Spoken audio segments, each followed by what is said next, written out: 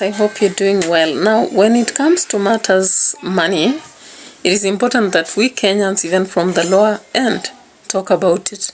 Now, I was listening to Hulda Momanyi talking about our country and what is ailing us. And of course, she mentioned the leaders as lacking moral values that would actually make us grow. She also indicated that it's possible that corruption is eating into us. Of course, all of us know, and we can admit that if you look at almost every county, then there is some project that is startled. Now, considering what Morara Kebaso has been sharing across the country, it doesn't matter how people look at what he's doing and how he's doing it. What's important is that a lot of billions and millions have been squandered on roads, on buildings, on governors' houses, and health centers, among other projects that have never been completed, like farms that are meant to enhance business. Now, generally, if we look at economics, we understand that through enhancing business, that is making sure that every person who is running business can run it and of course make profits and grow. That is one way of empowering citizens, and of course with the tax they pay every day, then the country would be safe. Another thing is to enhance education so that citizens are enlightened, and when many citizens are enlightened, of course they'll have more ways of earning revenue, including agriculture, business, and generally employment, or even go abroad and bring us some money. We have tourism. Tourism is one major source of revenue to a country. And of course, since 2020 and later on with the stark economic situation, many people have suffered a lot to pick up in terms of hospitality industry. And of course, you find many people are opting to go to other nations, especially after the political situation that also came in. So what efforts are being made, of course, to enhance hospitality, the aspect of education and business? Now, let's also talk about health. Health is one thing that a country tries to invest in. If you look at developed nations like America, UK, and what have you, you realize that many individuals who are assured of health. Therefore, with an assured health, it means that people, they won't really be straining, and if they have to work, whether you have a condition like cancer, you have a condition like heart disease or any other, you can manage it, and therefore you'll work as you are sick.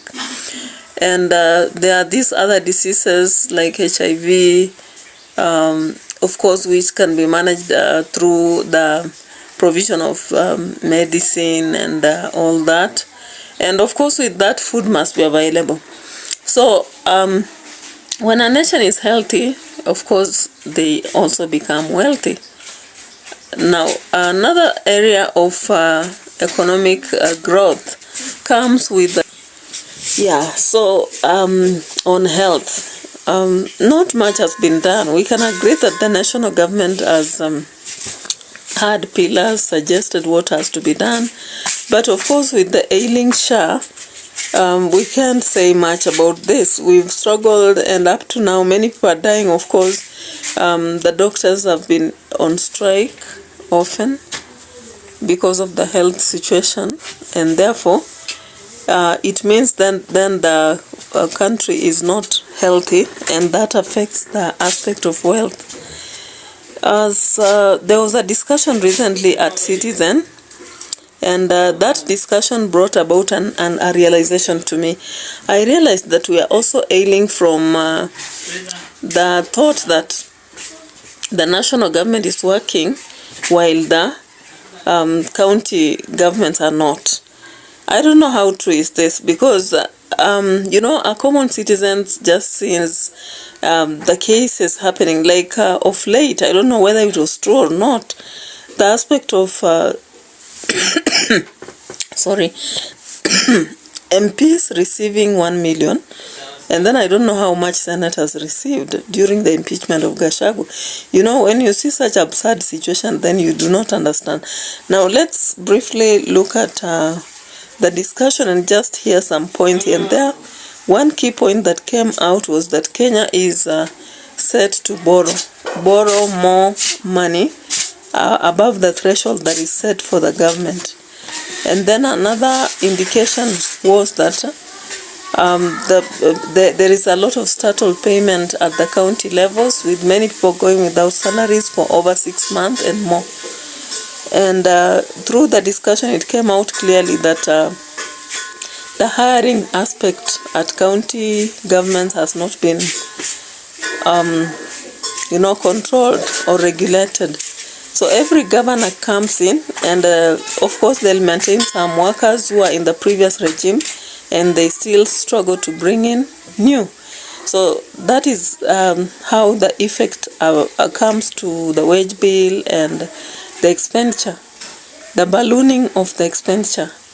Now, one of the people in this discussion mentioned that, of course, we have 47 billionaires after elections, and of course he was targeting the governors, and that is just governors. What about the MPs, the senators, and all that? Of course, everyone who goes into politics, it seems the dance has changed and they are going in to reap, and of course we see that every day.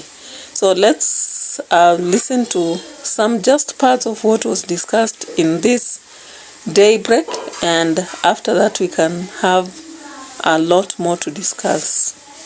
As part of the new proposal sponsored by National Assembly Majority Leader Kimani Ichung'wah, the National Treasury has... For government to run, and having messed with the finance bill again, we are working on a supplementary. So we are like carrying a problem to another problem we cannot gamble with. As of now, we need that money. That is why government is also introducing PPPs. Either they go for loans or the taxers, who are the citizens of this country. Now, I think we've had in the past cases of people complaining about the use of these funds, and I think that's where the issue is. Or not, should be pegged, should also be supported by how this money is going to be utilized, and whether the common Mwananchi is actually going to feel the impact of the additional money we are going to borrow. Otherwise, I believe that, and I understand that it is very necessary for the government to continue borrowing, because we are...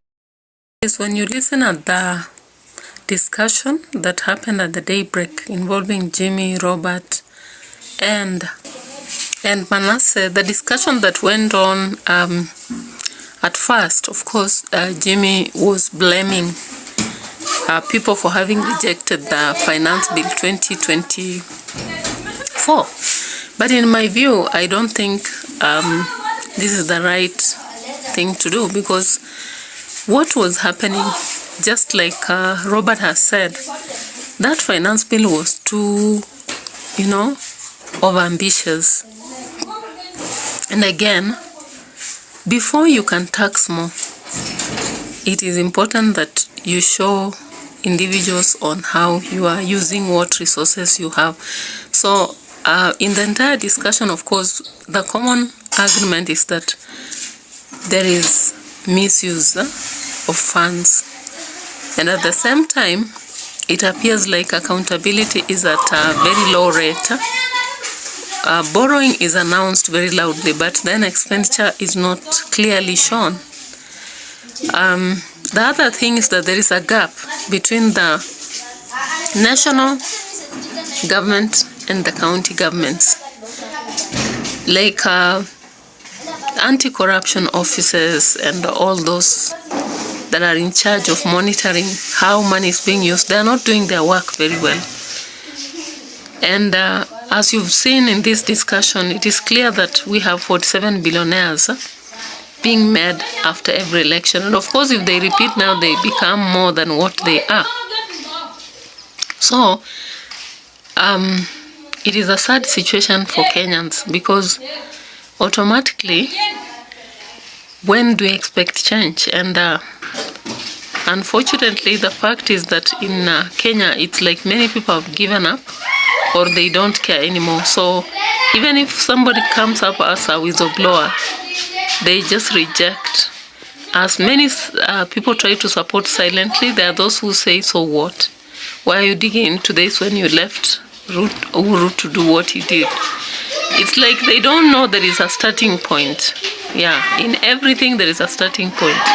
And if only people would focus on this aspect of critiquing and demanding, just like the Gen Zs did, and they get enough support, possibly we would have the right aspect of usage of money. And maybe the leaders would be very keen in how they use money, and therefore the borrowing may not actually have been as it is now. Because I'm imagining if the amount of money that we are indebted is already high, then if we add more, what happens? Raila used to say that the debt will be paid by those who have not even been born. Now, what about if another one is taken? So, where do we refer? Who will pay? So, generally, when you look at economics, we are doing badly. And therefore, even though in the entire discussion everybody was saying that there is no otherwise because taxing has not been done. But taxing goes on because from our salaries, from whatever we buy, from transportation, taxing still goes on. It has not stopped. It's only that the extension or the overt taxation that was proposed was rejected. But if you look at how we are buying goods, how we travel, salaries and what have you, taxing is still going on. And therefore, if, as Robert has indicated, that about 5.5 was collected, the question goes back to how is it used or where has it been used? Yeah. Now, when you look at C.S. Mbadi, there is something whereby he was supporting the bill and indicating that the proposed bills will indeed affect Kenyans because taxpayers will pay so much. Remember the recent bill that was approved after the court said there was nothing wrong with it. But you remember there were still more aspects of taxation proposed in it. So even though the much money as they're expecting will be raised, so what? Because when you look at projects and you realize they're ghost projects, they have not been done, and there is so much that has been lost, the question is, are we borrowing so that we can loot? That is the question every other person would ask, and that is why the Gen Zs and everybody else was so much against the finance bill that was suggested, nothing more. As Robert has indicated, if they are taxing you and you can see the change, you can see that there is a time maybe this taxation will go low, then you are actually encouraged to continue paying. But if this does not happen, then there are a lot of questions, and many people wish like they were supposed to be in another nation, maybe. Now, in the discussion, Manasseh said that we should not go beyond the threshold. And of course, what the discussion is showing here is that obviously they are going beyond the threshold. Even though C.S. Mbadi says that the bill will help the government to raise 178 billion, and then there is this aspect of taking more loan, which if you look at the yesterday's newspaper, indicates that MPs are giving Ruto a blank check, carte blanche, whereby the government is seeking free hand to continue borrowing beyond the legal debt ceiling of 55% of the gross domestic product. of course, people say it should just be done because taxes, people rejected the finance bill and we were working on supplementary budget. But what people demanded was that things be done right. So have things started working in the right way? That's our question. Every other Kenyan, in one way or another, will be affected, unless maybe they are children of those billionaires we've mentioned here.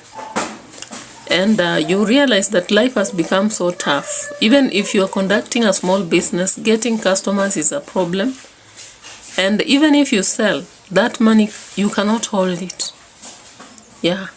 You cannot hold it as that long in the equal measure of the energy you've used to wait for customers and sell whatever products you have. And the tax is on your back.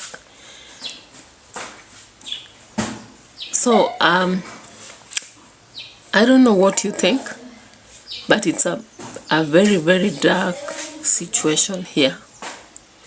And unfortunately, the opposition seems to be quiet because currently the individual demands have been settled when they shook hands with the government. It's also unfortunate that the anti-corruption unit, I don't know what they are doing about the many situations we see. Even when Morara whistleblowers or any other person even talks about it, what do they do at the end of the day? Yeah, so that is the dull, dim, dark situation for the Kenyan. This discussion cannot end here. We need more discussions on the same. So, bye-bye for now.